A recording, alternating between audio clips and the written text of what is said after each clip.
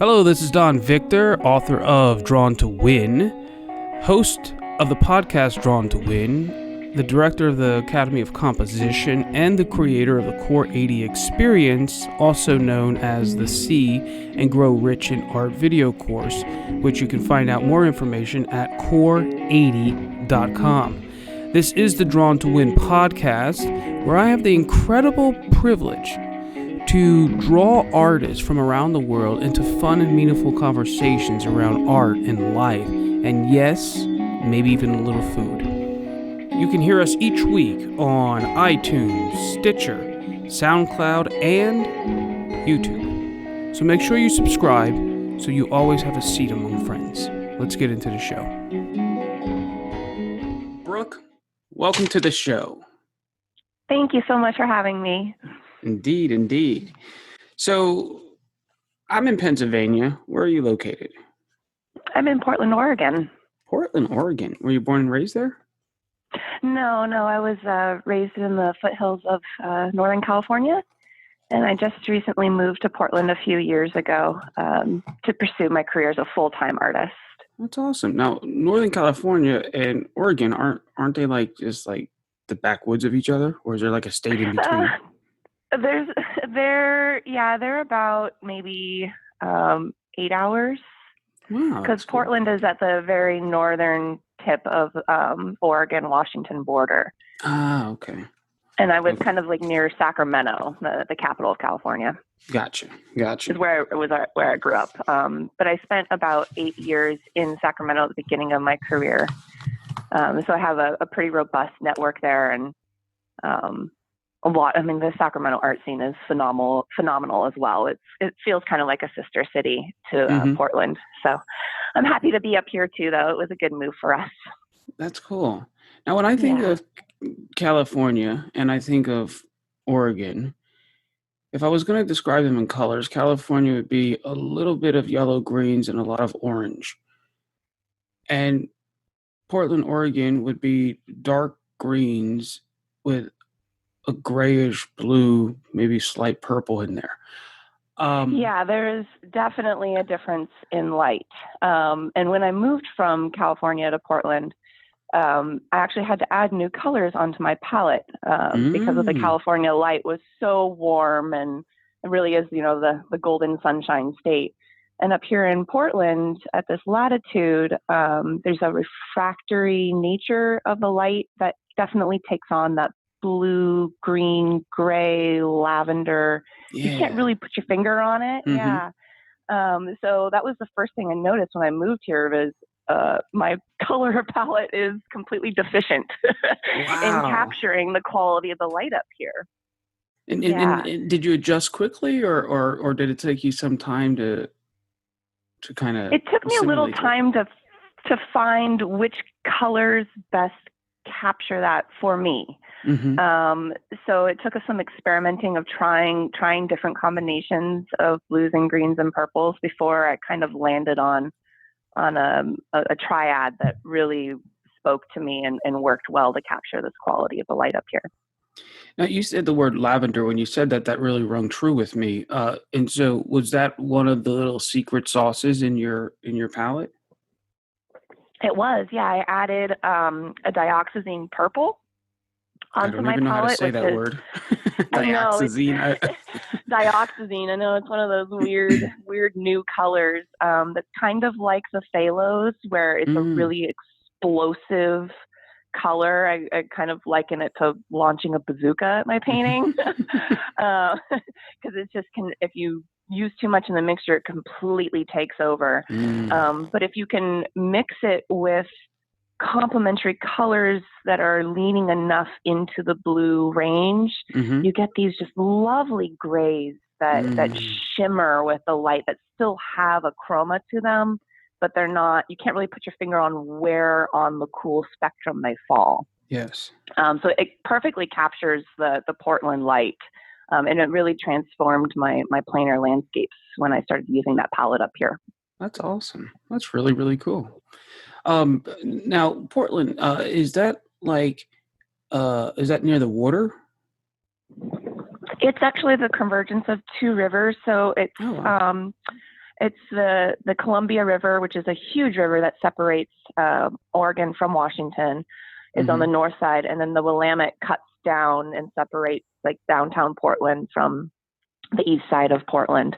But we're about an hour and a half from the actual ocean, so we're inland. Okay. Yeah. That's cool. And so you moved up there. What was the reasoning? Like, what drove you up there? Did you rob a bank or something? Mostly climate, actually, is what drove us.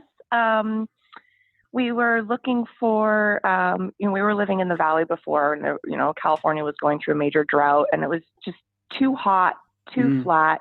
I was used to growing up in the foothills, kind of at a higher elevation where it was cooler. So the climate was really our number one factor. And then Portland really just had everything we were looking for in a city. As an artist, I really love being near like a cosmopolitan kind of cultural center where we can do the art thing, go to museums, go to the ballet, go to the symphony, really enjoy all the cultural things a major metropolitan city offers. But we also love to backpack and be out in the country. So, you drive half an hour outside of Portland and you're just beautiful, pristine, wild country. Nice. So it had everything we were looking for in its close proximity. But when we moved up, we were pretty much starting from scratch. Like I had pretty much zero business contacts. I pretty much had to start my business over as a local in Portland, which was pretty tough.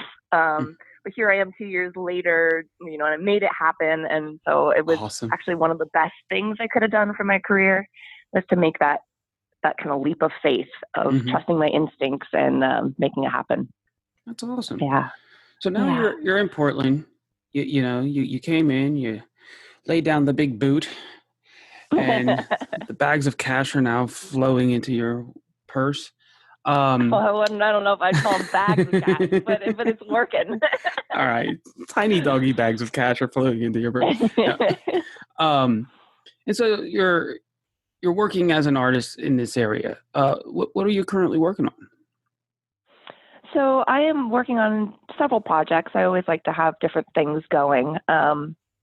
On a personal level, I'm working on a new series of self-portraits with my dog.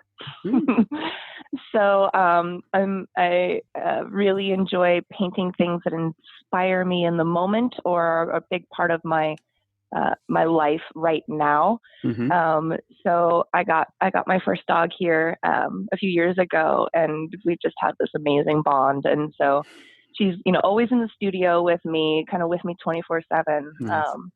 So when I was thinking of, I want to paint what I know and paint what I love, and she was the first thing that kind of popped into my heart. And coming from a figurative perspective, I really love painting portraits and figures. When in doubt, paint yourself, right? So using myself as a model has been interesting as well on that level. Cool. That's awesome. What kind of dog do you have? I have a pug. A pug.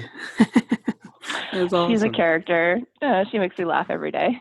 Nice. And are you basically like just doing that for a personal thing, or are you putting together a show, or like what's the end goal with it? Is it just for exploration? Right now it's just a personal thing. I'm always, like I said, I do several different projects at once. So this kind of self-portraits with my fur baby baby. I know I don't really have an end goal for it. It's more just I'm developing it kind of on the sidelines when I have time for my personal space.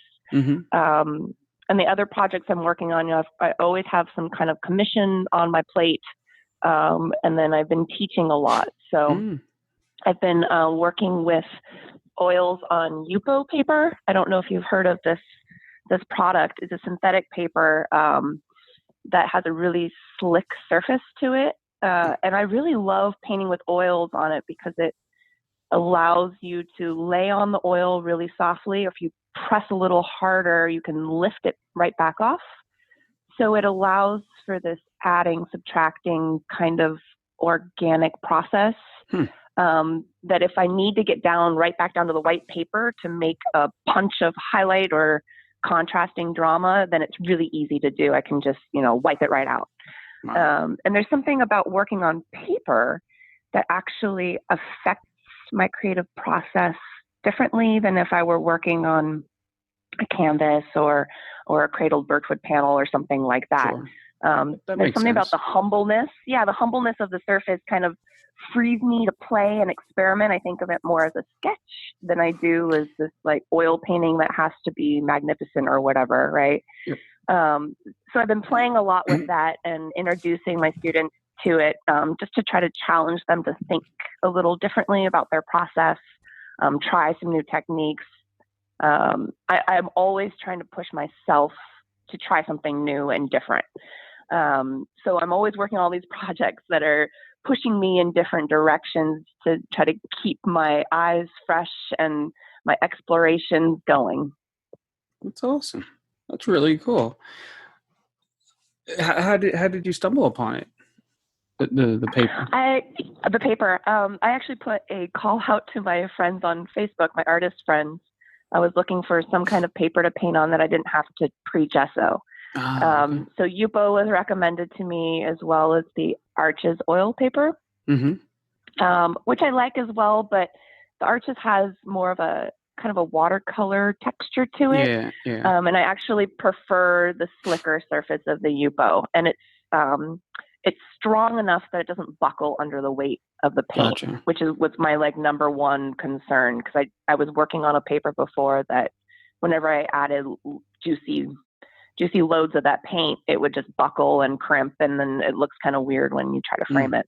So is it like a thick that's kind paper of I stumbled then? on it. Is It it is, heavy? yeah. Like a heavy Stiff. stock?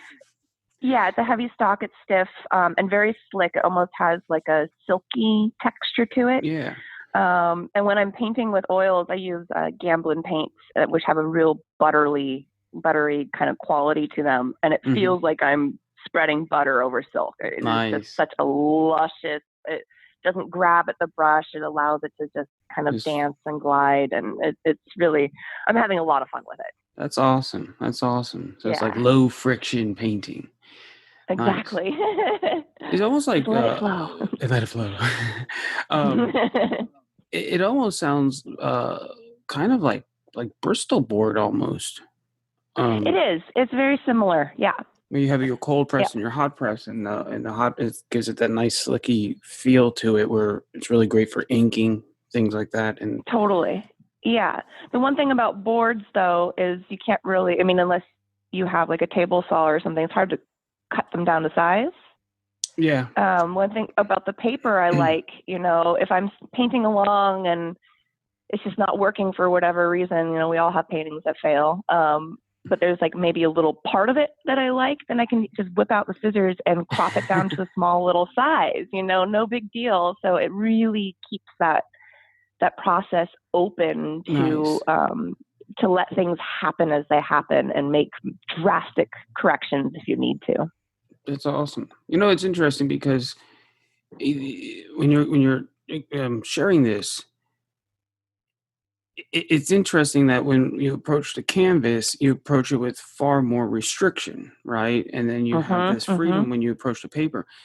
And what's interesting here is the paper and the canvas are not forcing that onto you, but it's the story in your own head that totally permits you to be free and not to be free. Absolutely. It is completely a weird psychic space. And the first time I started painting on the paper, that's what I realized, there was this switch, and it was like, whoa, how did that happen? Like, why did that happen? And I actually, I switched from painting on stretched canvas pretty early off because I didn't like the play in it. Yeah, when you apply the brush, it kind of absorbs the energy of your stroke. So right off the bat, I wasn't a big fan of the stretched canvas. So I started painting on wood panels, which is now my ultimate favorite. That's what I do all of my like really polished big paintings that I spend many hours on. The panel itself, or are you still painting on canvas just applied to panel? No, I'm painting on the wood itself. Okay, nice. Okay. So yeah, so I gesso the wood first with I paint with birchwood. I gesso it with actually a clear gesso because I really like Love the clear color gesso. of the wood and the grain. Yeah, so it creates Nice. that lovely, kind of Like the organic um, warmth. exactly. It's kind of like the highlight of a flesh tone. It's really a beautiful color. That's great. I love that. That's pretty brilliant. I used to love Claire Gesso because as an illustrator, I would have I would sketch out my stuff, and I wanted to save time and keep the energy, and so I would just like glue it down to a board and then just Uh-huh. clear gesso over top of it, so it had the gesso I could paint on, but maybe I just make a photocopy of my sketch and use that. And so I was painting over my sketches, but I was able to have a gesso, but the That's so sketch came cool. through. That's an interesting process. Yeah. It, it- wow. So I like that. I like that you're using the board and actually even using the wood itself as part of the painting process, like as part of the color itself. Mhm. Mhm. That's neat. That's neat. So in terms of work that you have under contract, what was a project that you're working on now? So I'm working on a double portrait right now of Mm, it's for a husband's wife's 40th birthday, and her father passed away a few years ago, and she really misses him. So he's commissioning a portrait um, of her with her father from her wedding day, and it's a oh really wow. beautiful image. They're kind of leaning in, resting foreheads, Neat. looking at each other, and it's just a really beautiful image. So I get a lot of commissions for either babies or family members or someone who has passed, Hmm. which just is it is it's such an honor to paint these kinds of pieces that I know are going to mean so much to these people. Yep. The subject is no longer alive, so it's kind of living on in for the family as an heirloom piece. Hmm. So there's so much meaning wrapped up in a piece like this, and it's one of the reasons I love doing commission work. I know a lot of artists that don't really like to do it. It's like one of my favorite things in the world to do Mm, commission work because the clients have such an emotional response to the paintings. When you're doing like a landscape or a nude or a still life or something, people can connect with the piece, but it is an entirely different level when it's someone you know and you love and you capture their spirit. And I frequently see tears, and that's just like one of the most beautiful things I can imagine for my life's work is mm, to have that kind of impact on people. So I do a lot of commission work. I would say I do, a couple paintings a month right mhm, now, and I'm always accepting more. There's kind of no project I'll turn down. Price is mostly, if someone has a really low budget, I'll do more of a sketchy thing like the oil on Yupo. mhm, mhm. Um, but if they have a bigger budget, then I can create these really beautiful masterpiece kind of paintings. So I really like working with people from all different, the whole spectrum of Mhm. the financial need.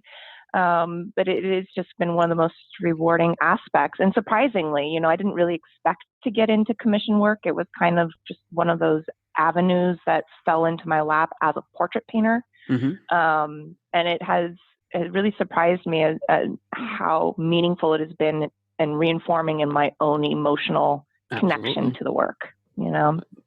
That's all. Oh man, you said so many wonderful things in that.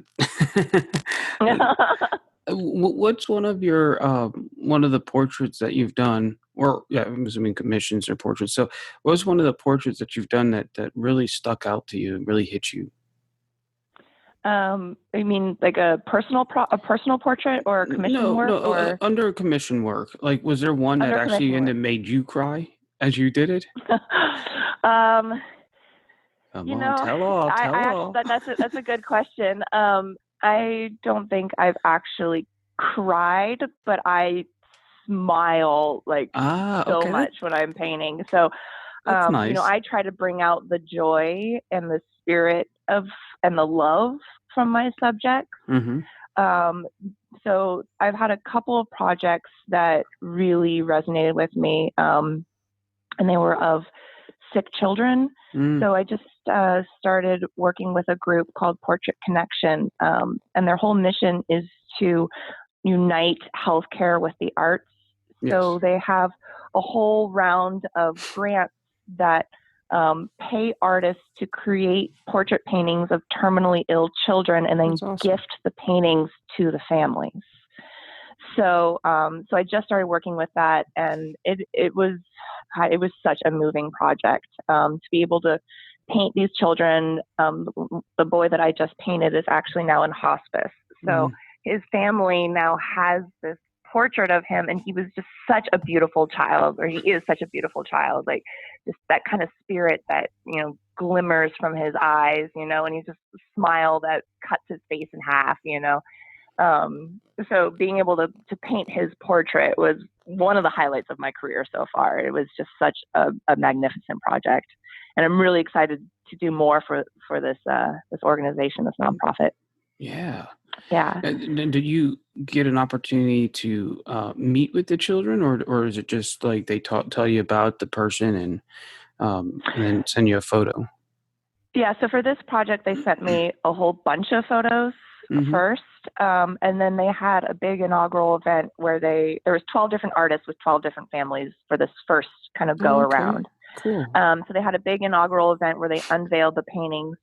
Unfortunately, my family, the boy was too sick to attend the event. Okay. And I was actually out of state, so I didn't get to meet them. We didn't meet up at that point. But I've been in contact with the family on social media, kind of going back and forth by email. The mother reached out to me, and I actually did cry when I got the message from her, because it was just so moving to hear from the family. So frequently as an artist, you do a painting, you send it off into the world, and you may or may not hear back from whoever ends up purchasing it, Yeah. But with a commission like this, I'm so intimately involved with the project and with the families that you become really connected on such a deeper level than just as an art collector, Yeah.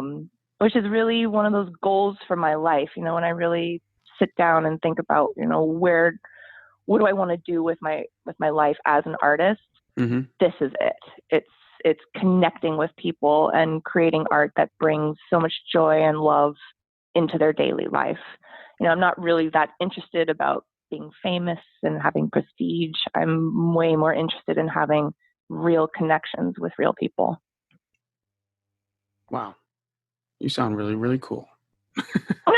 that's I read your little blurb on your website. I'm like, man, like there's some time in this thing crafting these words, because it's a short blurb, but you could tell it took years and years of self-reflection to come to those truths, and then be able to articulate them with a confidence. And so that's impressive.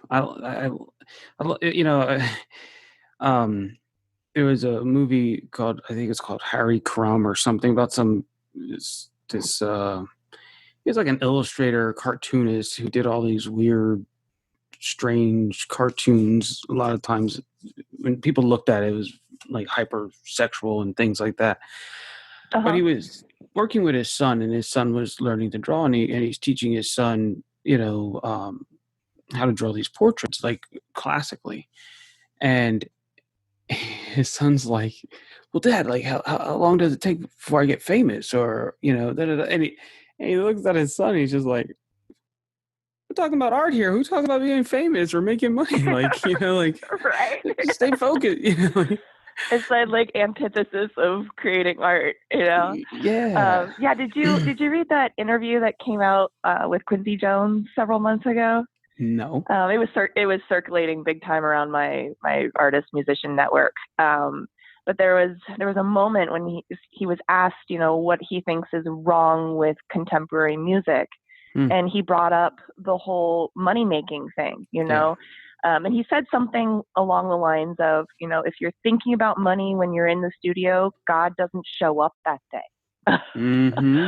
And, I'm not really a religious person, but that just so resonated with me. It's like, yeah, if you're thinking about projecting into a financial space rather than just creating from a sense of self, then it's never really going to be authentic, right? You're Yep. always trying to second guess what you think other people want rather than just acting out of yourself.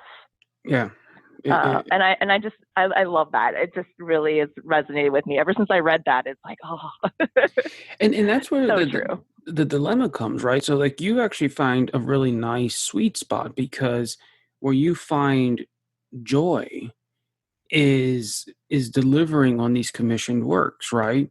So Right. you're actually in a very sweet spot so you can actually receive the benefit of the financial aspects of it, but actually then also the soulish aspect of it, right? Totally. Yeah. And where a lot of people if given the opportunity, they would want to go off and explore their own things, whatever, like do their thing.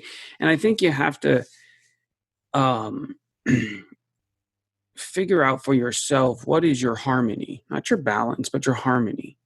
Um, Mm-hmm. is it 80% of your time working on contract work versus 20% of your time doing personal work? Is it the other way around?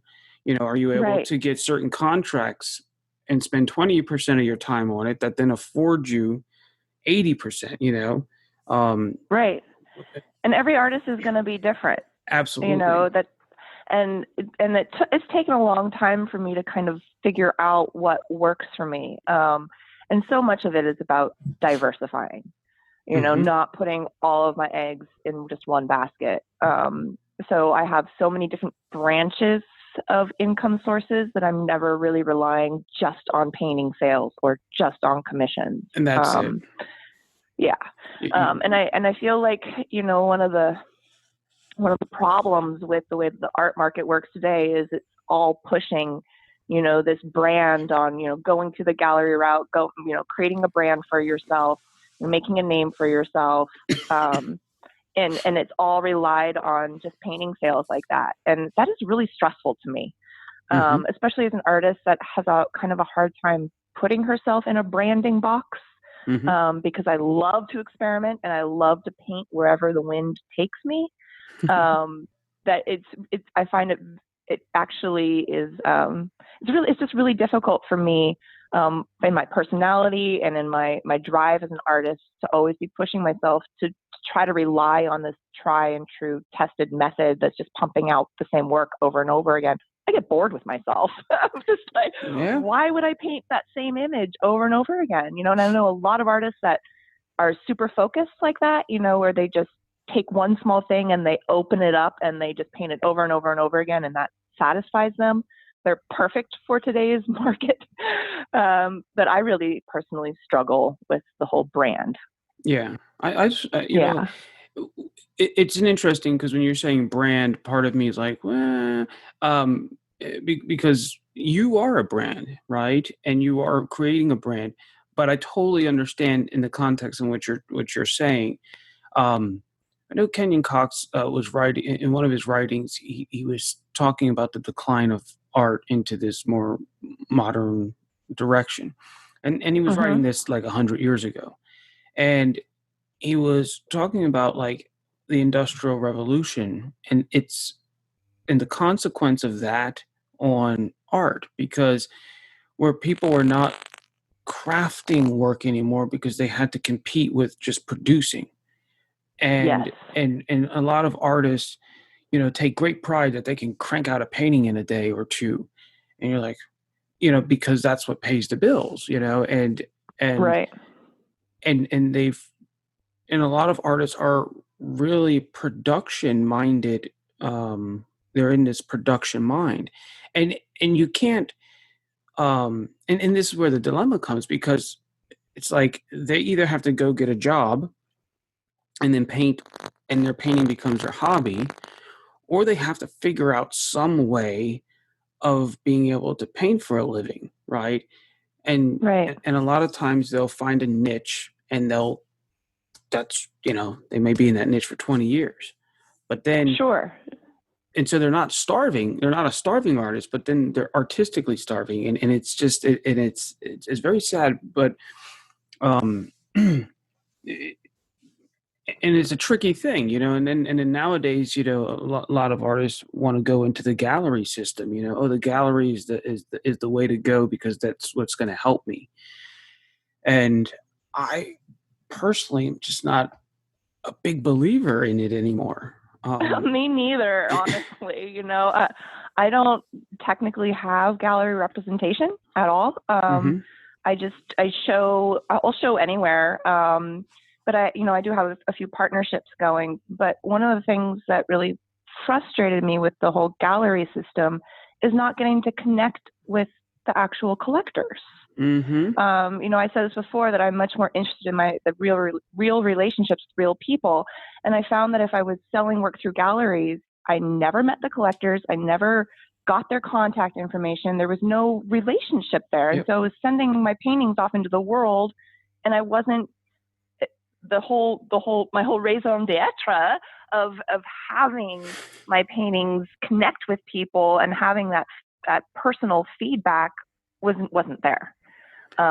So I've just kind of been going the personal route and just building personal relationships. And I have a wide collector base that just continues to purchase from me and support me because we have such an amazing relationship. That's the key. And that's where years ago, the gallery could go and foster those relationships, and then they would make a contract with you. You would be, they would represent you. A lot of galleries don't represent the artist. They basically bring the artist. The artist is going to, come in, fill their walls, and then they're going to take 50% of it. If anything sells. Yep. And so it's just a lot of, on the artist's perspective, it's a bad deal. It's a horrible deal when you really break down. It's a horrible deal. Yeah. And we assume all the risk, right? You assume all the risk. Exactly. We're out all the framing costs, all the material costs, all the transportation costs, and then they just take 50%. And they take 50%. If they're doing what they're supposed to do and all you have to do is paint and deliver, fantastic. But my experience has been that most galleries don't behave that way. They're just paying the rent and they expect the artist to do everything else. And a lot of times, so it's like, why would I pay someone 50% when I can do it myself? and a lot of times they'll even have the artist pay to be in there. Right. Yeah, like jury shows. Yeah. And it's, I remember I was in a gallery, actually I worked there, to be honest. I'm afraid to say that right now, but and we had a gallery show and hung the show and everything, and then they were charging at the door, right? The artist came and they said, "Oh, the artist gets in for free, but we have to charge the family." And I was like, "What the like?" The family's only here because of the artist. They brought them to the show. Exactly. So the artist had to pay to bring his own family into it. And we were just like, so ridiculous. Now, okay, so here we are, bad-mouthing galleries. Like, I do have some amazing partnerships with people that aren't technically art galleries. They're more retail spaces that have just been phenomenal for me. Yeah. That's the key. I mean, and you're assuming that risk, but it's right? also having that a good relationship with the owner, Absolutely. I've been doing this now for 15 years. And, if I don't have a good rapport with the owner of a business, no matter what kind of great location they are, no matter how well they move art, I'm not going to want to really work with them. Yep. So, I've tried to get into swanky galleries or whatever, and I'll have a little conversation going, and they'll just stop responding, and it's like, well, why would I want to work with someone that's not a good communicator? Yeah. And then I pop into a design studio, and I meet Anita Sand down here in the Pearl, and she's just phenomenal. It was like soul sister immediately, and she's never really even sold art before, and yet here she is selling my paintings for me. That's awesome. So you just never know, I'm just so people oriented, rather than rather than reputation oriented. That's cool. I like that. You know, a lot of what you're saying is all about the relationship, you know, and it's being relational, not transactional. And Exactly. and that's the key. And that's where, you know, I don't want to harp on this, but that's where the galleries really come in and separate the artist from the collector, right? Or Mm-hmm. more importantly, the relationship. And any business knows, like, if you're only producing one product and then having to sell it, that's not a business. That's a hobby. It's only when that person comes back and starts buying from you again that you legitimately have a business. Like, it's in the Yeah. repeat business that it actually becomes a business. And in business, like, the best place to make money is on the people who've already bought from you. And if you don't have Absolutely. access to that and you don't know who your true collectors and client base is, well, then you're just shooting yourself in the foot Yeah, because then you're just working on cold calls all the time all the instead of time. actually having, and it's just so tough. And you can't scale or have any stability, or, you know, or it's just, and in any business, I remember years and years ago, my father he owns a real estate brokerage. So, like, I don't know, 15, 16 years ago or something, I went in and I Hmm. was like, I'm going to try to sell houses. And I knew the area was uh, focusing on developing the arts. So I was like, oh, okay, I got to sell houses to Wonderful. artists, right? That was my thought. Yeah, yeah, yeah. Um, and so I went in there and uh, um, oh yeah, and the first thing that they were training us to do is to understand the vital importance of building a client base. Because if you sell a house, even though people go in thinking, I'm going to live here forever, the reality is in every 5 to 7 years, you switch your house. So Mm. if you know how to take care of that client over time, boom, you know. So for example, if you're doing a commission of a baby and you take care of that client, maybe every 5 years, they may end up purchasing a new portrait, you know. Absolutely. Yep. Boom, And that's boom. pretty much the only way and that's how my business functions is by return customers, not just commissioning pieces for themselves, but for other family or friends for, Yeah. gifts, anniversaries, things like that. Yeah. But you nailed it. That's exactly, how, if you think about how businesses really function, it really is relational. And I think that gets lost today, with all the online transactions. People are looking for a quick fix, Yep. a quick way to make a buck, and it may work in the little short term, ooh, I sold 5 paintings this month, but where are you a year from now, and I'm in this for the long haul. Yeah. It, From the time I was 21, it was like, okay, this is it. This is what I want to do with my life. I'm nice. dedicated to this 110%, and I've never looked back. And that's beautiful because it's like there's one guy, Gary Vaynerchuk, always says, um, legacy over currency. Yes. Yes, I love it. That's it. Ooh, chills. Yeah. Okay. On that note, let's move on. So, Brooke, you said 21 years ago you made this decision. Now, And when I was 21 years I old. mean, that's what So I meant. When you were I'm 21. 35 now. Yeah. Yes. Yeah. So when you were 21, you made this decision. Did you make the decision to be committed to being a professional artist, or was that when you found art? It was when I committed to being a professional career artist.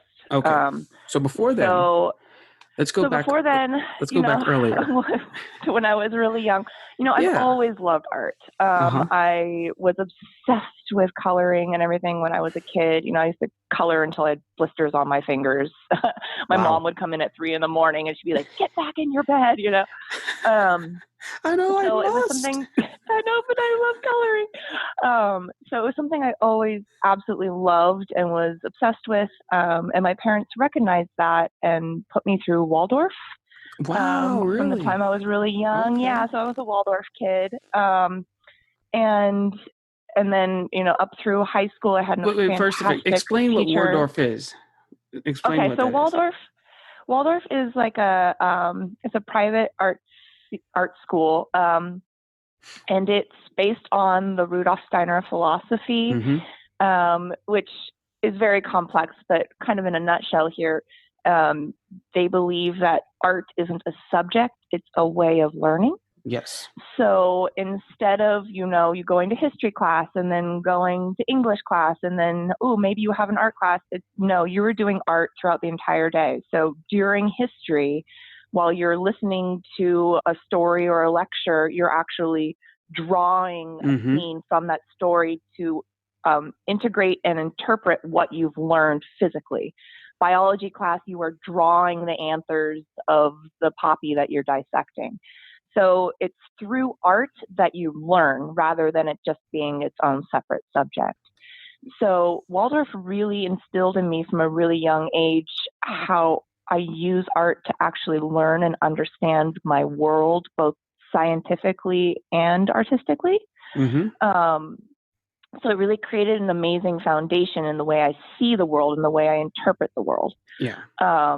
And then, but art it was always something I loved to do, something I was passionate about, but I never really considered it like a career or Mm-hmm. something like I wanted to be an artist.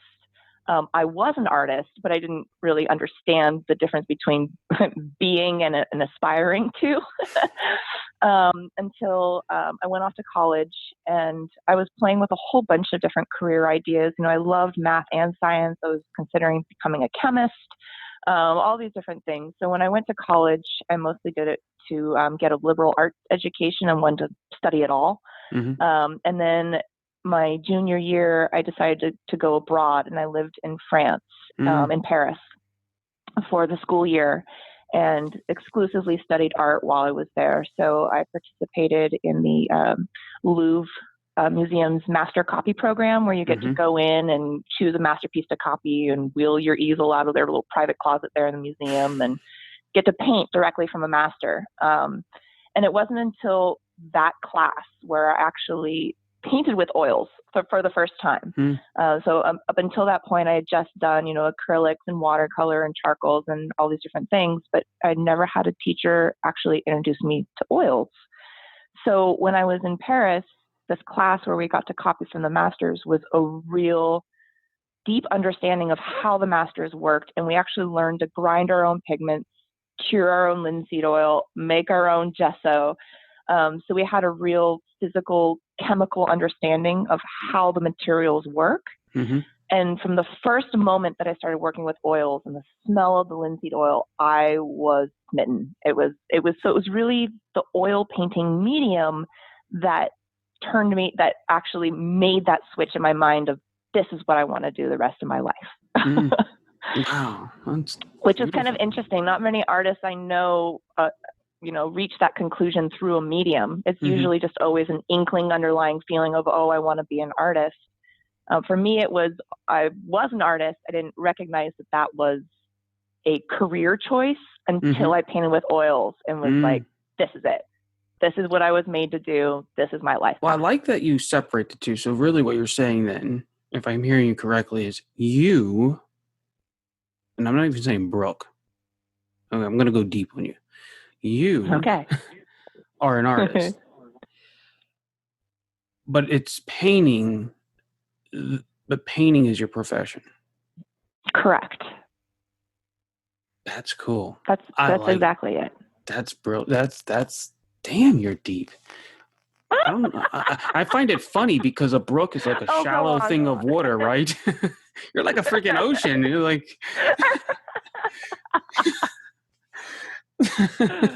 that's Wow, that's you really know how to talk, man. this is cool. When I went to university, I could count the artists on, I'll be generous, on two hands. There weren't many. And there was 3,500 people in that school when I went there. And the reason Wow. why I say so few was because of this one determining factor. The artists were already, if you talk to them, they would say, I am an artist. I'm going to college to network, to find technologies, to have a time to explore things. Like they went as an artist to use that opportunity. Not But to become something that they weren't already. exactly, because when you say I'm going to school to become, what you actually are saying is I am not. And Correct. that's your living, that's what you're living out of, is I am not an artist. If I could get that one class or find that one teacher or have that one experience, I'm waiting, and you constantly are just marinating yourself in that you're not. And that's well, it's so such a little difference. externalized. Mm-hmm. Yeah. No, I think you nailed it. That's so true. And so I love the fact that, you know, you were in that. And yeah, and it took me a while. It was funny because, you know, when you know something about yourself, it's a double-edged sword, because there's the knowing, but then there's always the second guessing too. Mm-hmm. You know, it's you know you are a certain way, but then how does the world perceive you also influences that self-knowledge, you know? Yeah. And my mom used to say something to me that when I was a little girl that just really resonated. She always used to say, you know, well, what is it that you're doing when time seems to completely dissolve and you are almost out of body and you are just so blissed out that you feel like you're channeling or something? And there wasn't even a pause, and it was like, well, art, duh. Yeah. You know, like that's just a no-brainer. But it took her asking that question at a really young age for me to even identify it, because I was too close to it. Well, let's just honor your mom for a moment, because for her to have the self-awareness and to understand to understand the importance of that experience, to have the intellect to actually articulate it, to have the confidence and the courage and the I don't give a shit what the world thinks. I'm going to ask my little girl this question. Oh, she won't understand it, right? I mean, to me, that is what your mom did there. That is the definition of parenting. Absolutely. Yeah, no, she's like one of the most amazing forces in my life. Just I call her my number one art critic, because she is just she's brilliant, and she has such an eye for art, and she's a writer herself. So she comes from from the literary intellectual side of the art. Yes. So she was really able to help me from a young age identify you know, things about myself that brought me joy, and to help cultivate that, you know. And my father has been amazing that way too. I've had a really incredible supportive parents through my whole art career. They've always been follow your dreams, how can we make this happen for you kind of people. Yeah, they sourced and resourced, or let's say they resourced you and allowed you to connect to your source. And to be able to see that, and then to make the sacrifices and take on the responsibility to enable you to do that, they should receive an incredible trophy. I agree. And I love the fact that you said, you know, that your mom isn't, you know, an incredible person. You said she's an incredible force. And the fact that the words that you use to articulate her, not her in her flesh, but her in her energy. Like it's these little nuances, you know. It's when my children came along, I wanted to homeschool them, and I always wanted to homeschool them, not for religious reasons, although that's not a bad idea, but it was primarily because I knew that in public school or even private school, whatever, like they were not going to get the consciousness that I wanted them to be, you know, I'll say it again, marinated in. And at the time, my ex-wife, and I, but the time my wife, we did not agree on that. Because her family was like, no, only weirdos homeschool their kids, and da da da da da.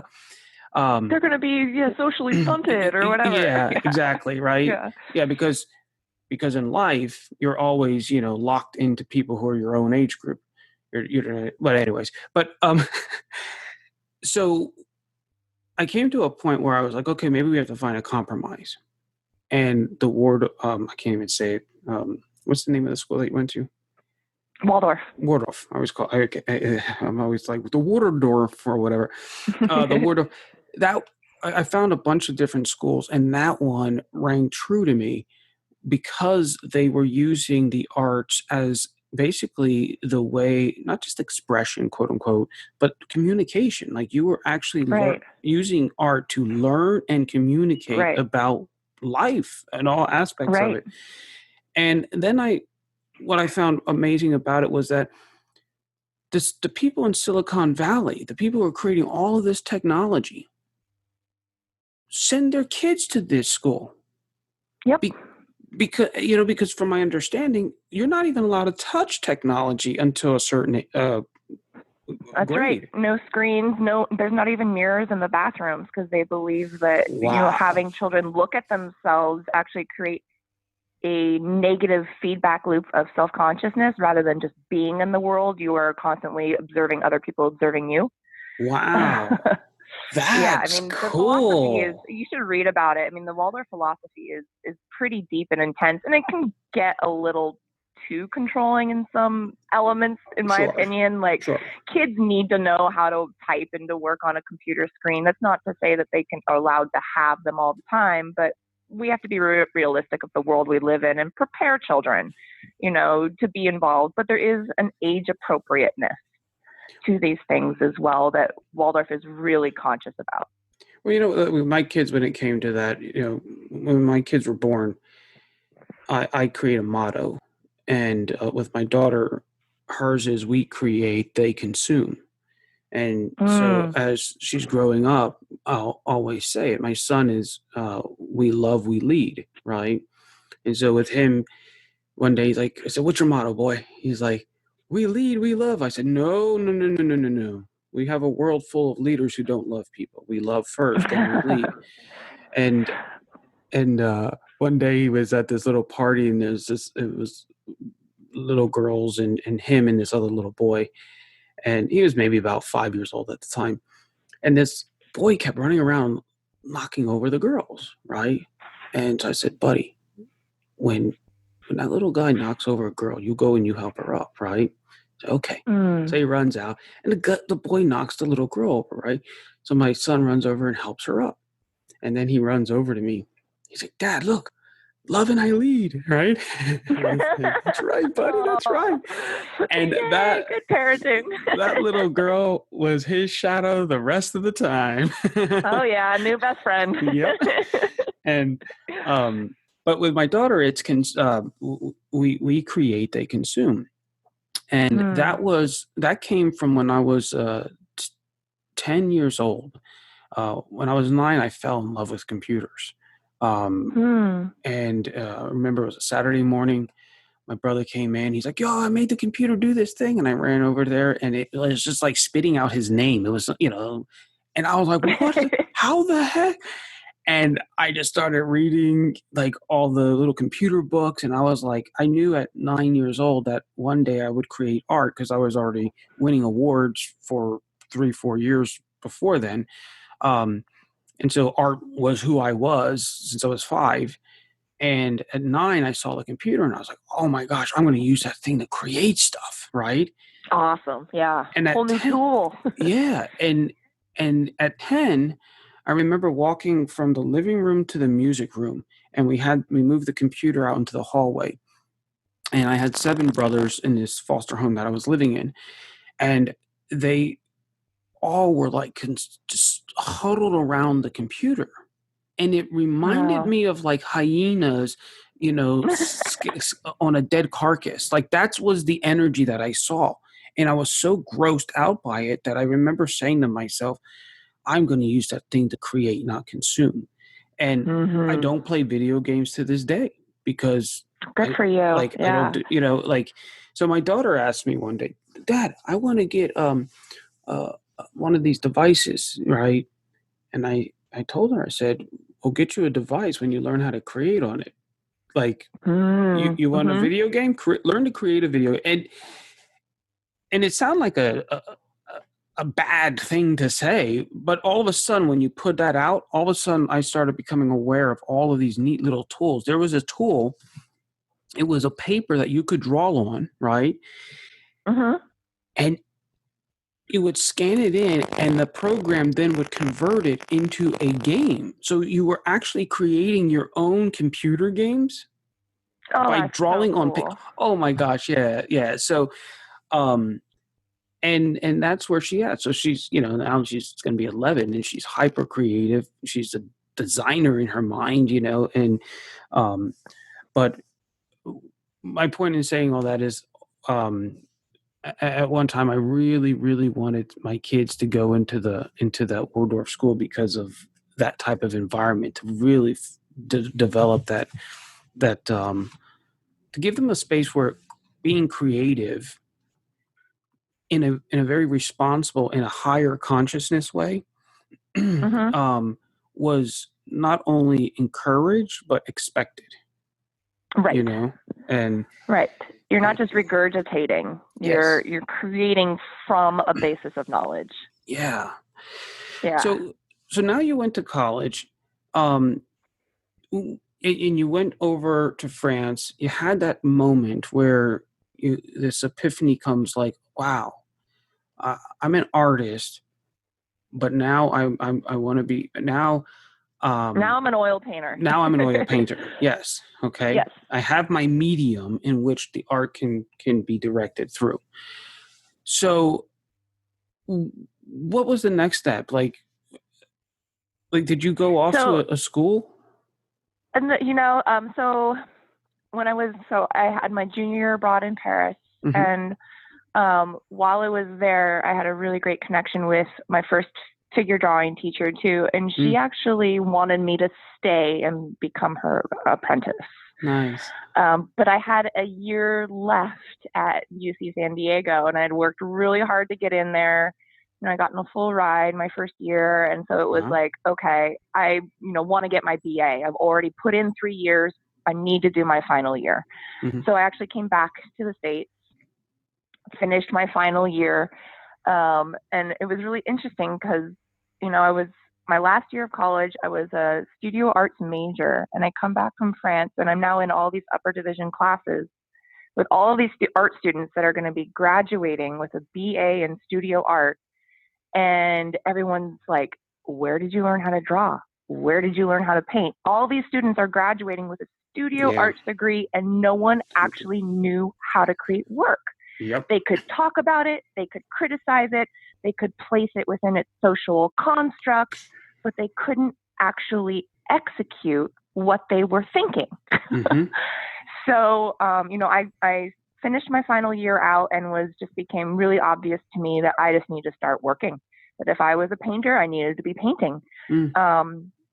So my father agreed to support me for a full year while I developed a body of work, which was just amazing. Mm. And so I did a series of these really large oil paintings using a projector. So I was introduced to a projector my final year from my drawing teacher at UC San Diego as a tool of, basically you hang the canvas on the wall, you Mm-hmm. project the image, you sketch out the basic drawing, and then you take it off the wall, put it on your easel, and you start working on it. And there's a lot of controversy around using projectors. Did you see like the movie Tim's Vermeer, where he talks about, or read the book by David Hockney, Yeah. Secret Knowledge? Yeah. Yeah, where they talk about, the invention of lenses kind of revolutionizing the realism movement of the Renaissance and all of that. I don't believe it. I'm kind of on the fence about it. I think there's strong arguments No, both I ways. believe they use the technology to do kind of what you're doing, which is to just transfer image, right? But Right. Yeah. I will never believe, because when you understand art is not about copying at that level. Totally. But to just transfer and get a drawing down so that there you can then go and design and compose and articulate your thoughts from that point. Absolutely 100%. Yeah, and I agree with that too. And that's kind of how I used it in my own early work. Was my drawing skills weren't really quite up to par. So I used the projection system to get my drawing down, so I could just focus on modeling paint and values and color. So it was kind of a way of me bifurcating the complications of painting really early off. And that's called wisdom. And it worked for a while. So there was definitely a downside to it, because after a few years of working that way, I realized that my work wasn't progressing because I was relying too much on the drawing tool instead of really organically developing the drawing myself and exploring the different assets of the elements of the drawing. And so my work was suffering because of it. It all started to look photographic. It all started to look flat and sharp edged, and I was really suffering. And so in 2010, I decided, I've been working on my own for so long. I need a little boost in the pants. I'm going to go back to Europe. And I took a workshop at the Florence Academy of Art, painting the live figure in oil. So it was the first time I'd taken a class where you're actually painting from a live figure. And it was a really intensive workshop that was just absolutely wonderful. It was 5 days a week for 4 weeks, just working on one painting the whole time. So I came away from that just completely revitalized in working from life rather than a photograph, and spent the next, that was 2010. So I spent the next 6 years working exclusively from life, just painting from life as frequently as I could. I had 2 different painting groups every week that I went to and painting with different people. So I was constantly working from live models, painting outside, painting still life. And it wasn't until I really could grasp how well the human eye can perceive things in life versus how a flattened image condenses everything that I was able to return to working from photographs and take the painting beyond what the photograph has to offer, because I know what it should look like in real life. So it really took kind of a full circle of getting away from the technology to force myself to develop my real eye and hand coordination and drawing skills before I could revisit the technology again. That's awesome. That's a great journey. That's a great journey. It was pretty powerful. Yeah. Now, where do you think the next journey needs to be for your work to get to your personal next level? So I, this new project that I was working on with Portrait Connection with healthcare, I really foresee that being a big part of my work. My dad and stepmom are both doctors. So I grew up in a household of a lot of doctor speak, and I used to do rounds with him as a kid. And so I was, awesome. I was really involved in the sciences and the whole medical field. So working on this project with sick kids, it really kind of married my upbringing and my interest in healthcare with the arts in such a powerful way. I was just recently randomly in the hospital, and I was in the waiting room waiting for my family, and they had Jerry Springer on the freaking TV, and it's just like spewing hatred and violence. And I'm like, wait, this is supposed to be like a place of healing and peace, and they're playing Jerry Springer? Like, why don't we have a beautiful oceanscape with waves or birds or something that's actually going to put people at ease? And here are all these people in the emergency room all anxious and in pain and suffering, and their whole surroundings are just amplifying that chaos instead of reducing it. It was absolute madness to me. It was like, okay, we seriously need an arts overhaul in the medical system as part of the healing process, you know? So I foresee that being a really important avenue for my work. And I'm hungry to see where else I can make those connections happen. And I also love to travel. So that's a big part of what I foresee, like maybe 5-10 years down the line, is I would love to be able to travel to different countries and stay with artist friends and teach workshops Mm-hmm. paint on plein air, take workshops myself. I always love to be challenging myself into studying from other artists that I love, contemporary artists. There's so many amazing painters out there that I would love to learn from. Mm. So kind of marrying those two, the arts and healthcare, and then internationally traveling and being an educator are kind of my life goals here. Wow. Where, if you could get on a plane right now, where's a place that you would like to travel to? Oh, I've been dying to go to Patagonia in South America, in Wow. Argentina, the mountains down there. Yeah. Oh, Yeah. just I had an artist friend go there a couple years ago, and the photos that she sent back, I was just like, oh, what I wouldn't give to be setting my easel up on that shoreline right now, you know. That's awesome. I had a friend who won some type of contest, and they sent his family down there for I think like 3 months on an artist residency thing. And it was amazing. yeah, exactly. I want that. What an opportunity! Yeah. You know, I totally feel you with the doctor thing, and I'd like to, deposit two concepts with you on that. One, I was talking to this artist the other day, and um, was sharing this concept of what I call the shaman. And at my academy, we look at our responsibility as artists as the shaman of the modern day. Yes.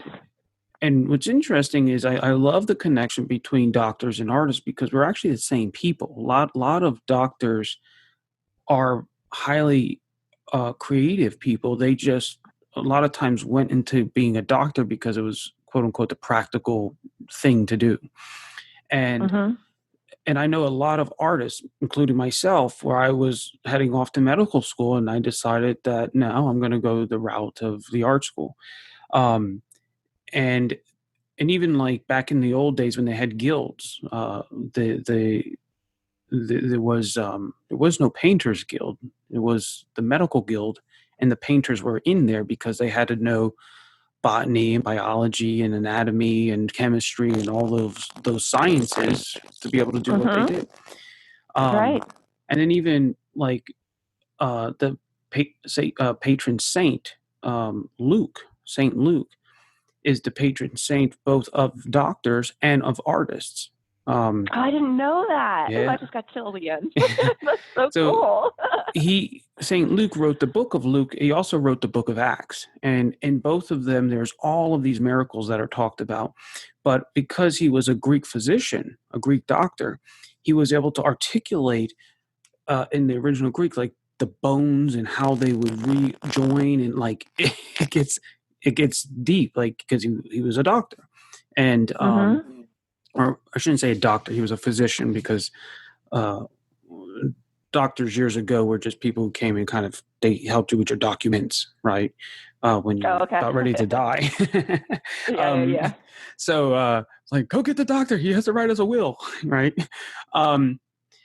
So the point is that there's this beautiful connection. And then if we go back, way, way back when societies were just starting, and you're looking at what's the bare necessities of civilization. Well, we need a group of people to go out and hunt and defend. We need a group of people to, let's say, nurture and gather, right? But there was this other group that, in my opinion, was really kind of the first system of economics, and that was the shaman, right? The shaman didn't hunt, he didn't gather, and in trade for sharing your meat and sharing your berries, he would counsel, he would maybe do remedies and medicines, but he also would craft objects of significance and meaning that would connect you to, in a nostalgic way, to your past, maybe past ancestors, whatever it was, ideas, and it would also connect you to this optimistic, hopeful future. Hey, use this if you want to have a family, kids, and you want, to be fertile, then use this little object, right? And it would basically, the object would help facilitate a way of thinking or a consciousness that would then have a certain outcome. Right. Very, very powerful person. Oh, yeah. And today, I often ask artists, okay, and I can tell you believe you are a shaman in that way, a modern day shaman. Now the question is, what tribe do you serve? Mm-hmm. Who is your quote unquote audience, right? Mm-hmm. Mm-hmm. And it's not hard for me to see in you that the medical industry may actually be, or maybe within inside that industry, a smaller tribe is where you um, do your shaman practice, you know? Absolutely. Absolutely. I think you nailed that. Yeah. Wow. Thank you for articulating that. I need to hear that today. And maybe even going as far to say, well, even going deeper, right? Because oftentimes you want to niche the niche, right? Because with a global reach now, you don't have to just serve your local community as an artist. You can serve people all around the world. So it might even be because you have this backstory, this personal connection of being a young person, a child, a kid, walking around with her father through, while he was Mm-hmm. doing his things. You might have an amazing connection with other children who are in hospitals. Now, Mm-hmm. they may be there because they're sick. You were there because you were a princess, but you now Yeah. become, but seriously, I'll tell you a story. When I was raised in foster care, I remember being 6 years old, about 5 years old, coming into the foster care agency. And the big man who owned the place came down, right? He descended the steps and Mm. we were sitting in the waiting room, right? Oh my God, right? Mr. Ernst, right? He was the king of the place. And he came in and he with this big smile and he literally picked me up and swung me over his shoulders, right? It was like, what the, right? Oh, no. And he welcomed us. And then we went into this home. Well, 3 years later, um, we went the home that I was in. They went through a divorce, and so at that time, the rule was no single parents could have foster children. So they removed us from the home, and we ended up going to live with the owner. He became our foster dad, and today he's my dad. Oh, wow. So now he lived literally one block from the foster care building, this building that I went into the first time. Well, when I would go in that building after school or run on my way from home or whatever, just to stop in to see my dad, well, that was a very different experience because now I could walk as a child, 9 years old, 10 years old, 11 years old, with authority, with privilege.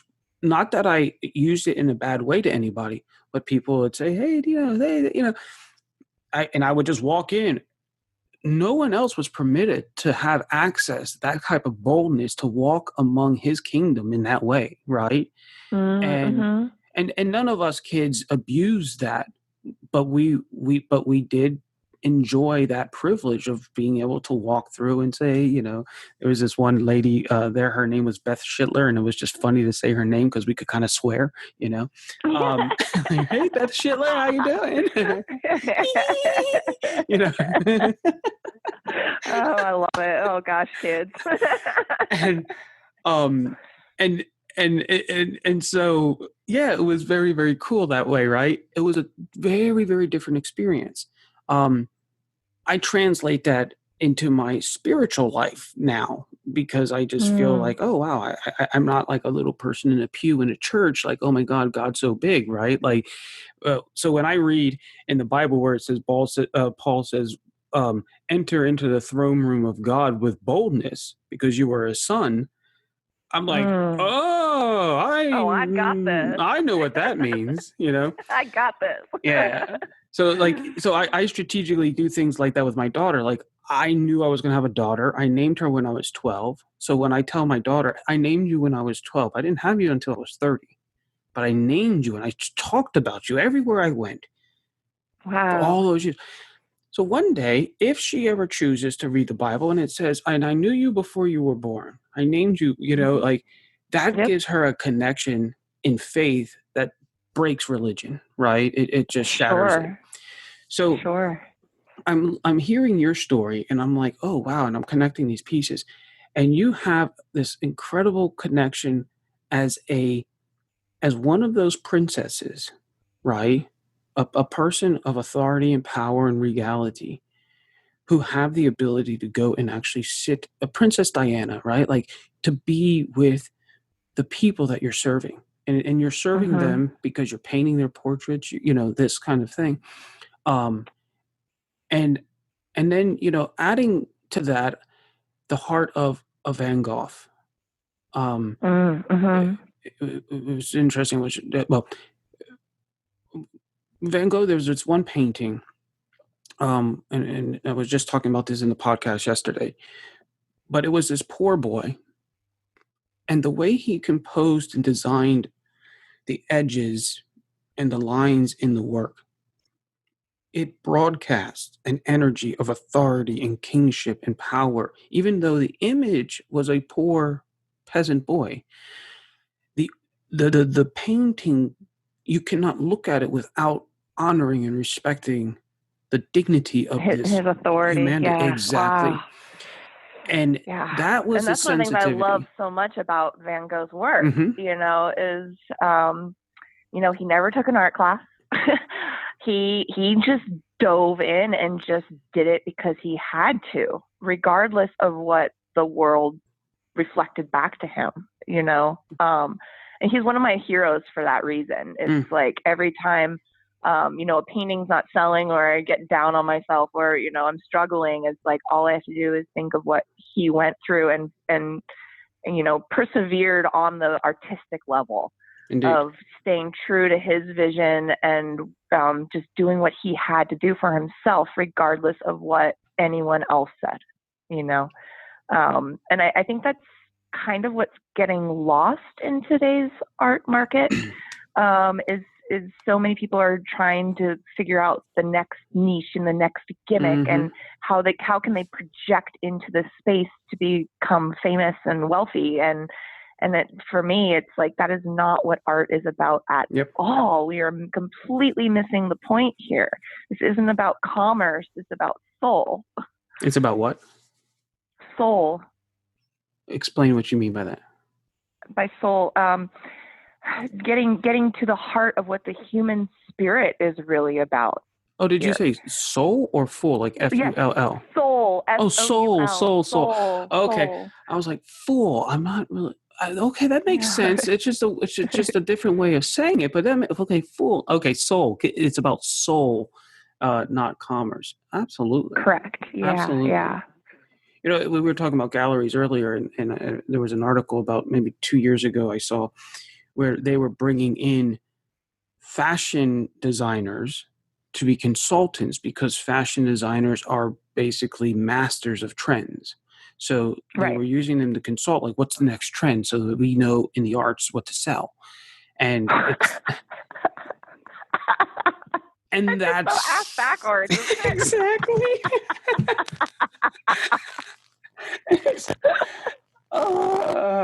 Yeah. So I'm glad we can laugh about it. Well, because we're crying inside. But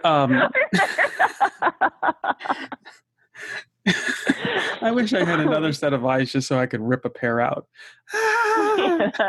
Yeah. I'd like to explore something you said about your dad. You talked to your dad, and you made an agreement with him that he would cover 1 year.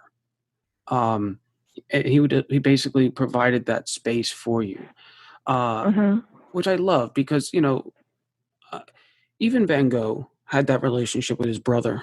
Right. Yeah. A lot of artists today, especially usually oftentimes it's female artists, right? They'll have a relationship like that with their husband, right? And there is, and I think this is something, back in the day, the artists would have these contracts with kings, right? Or patrons. Like, right. There has to be a responsibility. And I'm not a big government guy, so I'm not going to be like, oh, the government does this. But I think among the people, and part of this has to be the artist's responsibility to go in and sell, represent themselves, and build contract with people to Right. to come under patronage, which allows you the space to actually um, be not just be creative, but be responsible with your creativity. Actually, like set targets and achieve them. So I'm just kind of curious, what was that dynamic in that conversation, and what was important that was extracted from you and from your dad, and what did you guys agree on? And sure, yeah, it's your dad, and but I want to expand it beyond just you and your dad, dad and daughter, but source and artist, like what was that like, that conversation? Um, it's interesting because I think it wasn't a specific conversation. It was kind of, he was helping to support me while I was in college too. And it just became clear that, if I was going to be a professional artist, Mm-hmm. which he supported and was, fully like, yes, go for it. In fact, he wanted me to stay in France my final year. And I was like, but I put in so much time at college, but he was of the philosophy of, well, if this is what you think will make you a better artist, do that. Who cares about the degree? Mm-hmm. So he was already pushing for me to go pure art. And I was like, oh, I've dedicated so much time. I really just one more year, it's not that big of a deal. But so he basically was like, I'll pay your rent and your basic bills. And I live very frugally. I still do. So it wasn't a huge deal for him to help me. Mm-hmm. And then he would, occasionally buy works for me too. Like if I did like a self-portrait or something that he loved, like, so he became my first kind of collector in a way as well. And then just through his network of people, I was able to start getting more contractual stuff. So it was just kind of one of those support systems that wasn't really distinctly talked about. And I'm not a That's cool. parent, but I kind of intuit that a lot of parents have this feeling with their kids. It's like, what kind of support systems do they need, and how can we make this happen for them? Mm-hmm. And I've always been a very driven and frugal and goal oriented, sacrificing kind of person. Like even when I was a kid, I'd hold on to my allowance when all my siblings had already spent theirs. That's awesome. I was holding on to my allowance for, a special thing or something that I really wanted to save up for. So it's just kind of been built into my personality. So after college, my dad kind of understood that about me, that I just needed this small little support system. And I would produce the work. It wasn't, there was never a question of what am I just going to slack off and drink with my friends. Like that's never been a part of my equation. Nice. So I think that helped with that understanding without us really having to talk about it, if that makes sense. Oh, that makes total sense. And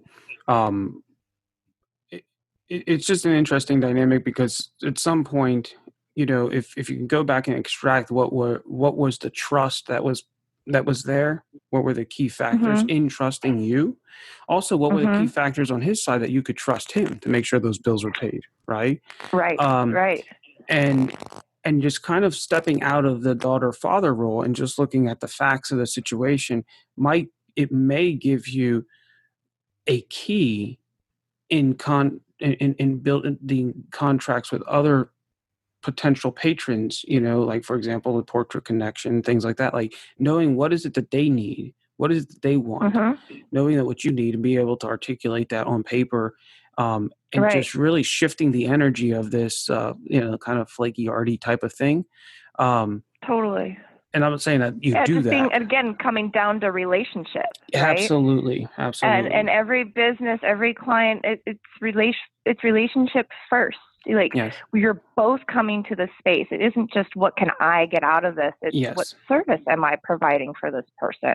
They're going to pay me, but that's kind of beside the fact. It's the creation of the art and how this art is going to have meaning that is the real purpose here. Yep. Absolutely. Yeah. Absolutely. So before I ask you how people can get connected with you, I want to ask you the most important question I'm going to ask you this entire conversation. It's almost like you know what I'm going to ask. It's about food. How did you know? Because I think I love food just about as much as I love art. I'm trying to figure out, when you were in France, what was one of your first, like, oh my God, like there must be a God if there's food like this experience? Okay, so this is so I was a poor art student, right? So I didn't eat out very much, but it's kind of silly, but it's still just one of those things that every time I think about it, I get a full visceral, like I can smell it and taste it. And it was the smell of, or the baking croissants in the metro, like the smell of browning butter wafting through the train. That sounds good. It was one of those like kind of stupid, simple little things like, oh yeah, a croissant, you know, but it was just had such a powerful, visceral experience for me. Wow.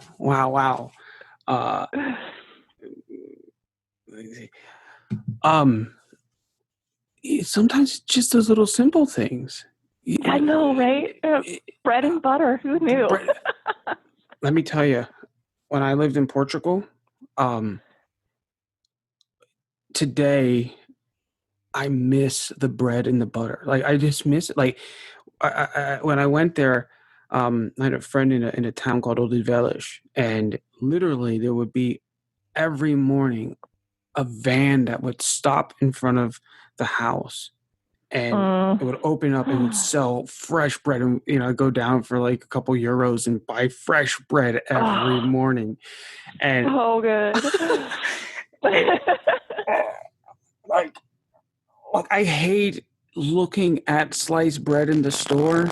Like, I miss that European bread. Me too. Oh yeah, there's just nothing else like it. Yeah. like I don't even eat bread. I eat toast, which sounds weird, but I do it just because, like, that bread had, like, the croissants sound very, very soft, right? Where the bread has a little more of a grit to it. But yeah, I totally get. Sometimes it's just that very, very simple things that are just eye-opening experiences. Outside of bread, like in Portland, have you had an interesting experience with food?